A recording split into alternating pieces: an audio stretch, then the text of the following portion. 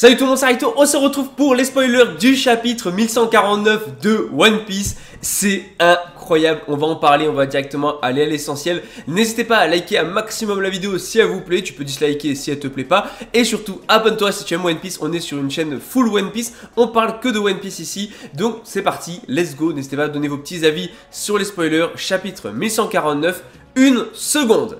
Alors, accrochez-vous bien à tout ce que je vais vous dire parce qu'il y a des trucs de fou. Voilà. Alors, déjà, en fait, le chapitre va reprendre là où le précédent s'était arrêté, où on assiste à Scopper Gaban vs Sommers.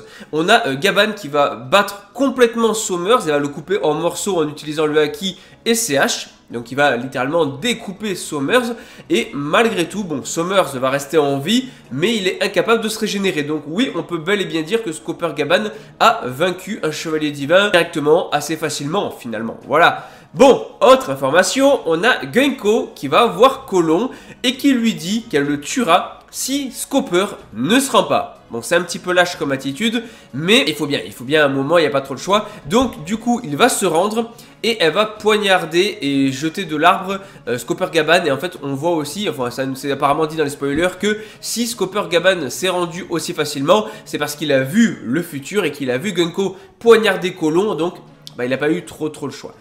Autre information, on a un flashback sur le passé de Brook. Mais c'est quoi cette folie? C'est quoi cette dinguerie? Dites-vous, maintenant, chapitre 1149, on a un flashback de Brook. Brook qui est quand même introduit depuis Thriller Bark. Je sais plus à quel chapitre ça correspond exactement, mais c'est ouf d'avoir un flashback que maintenant de Brook, tu vois. Enfin, on en a eu d'autres, mais je veux dire, celui-là, ça fait plaisir, là. Et en fait, on apprend qu'il a connu Genko il y a longtemps, avant même qu'il ne devienne un pirate. Et en fait, Genko va reprendre le contrôle de son esprit et va tenter de libérer Brook. Donc là, on voit qu'il y a une manipulation de Im sur Genko. Ça, c'est hyper intéressant. On en parlera dans la review. Et on a Im qui va prendre le contrôle du corps de Genko et qui est furieuse, on sait pas trop, parce que les chevaliers divins ont pris trop de temps et que la Terre Sainte est en train de brûler et d'être attaquée.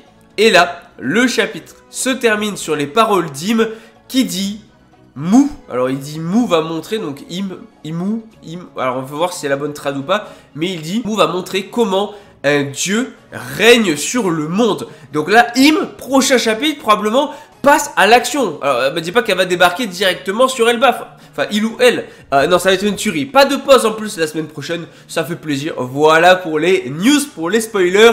Et on l'oublie pas, One Piece, c'est la vie.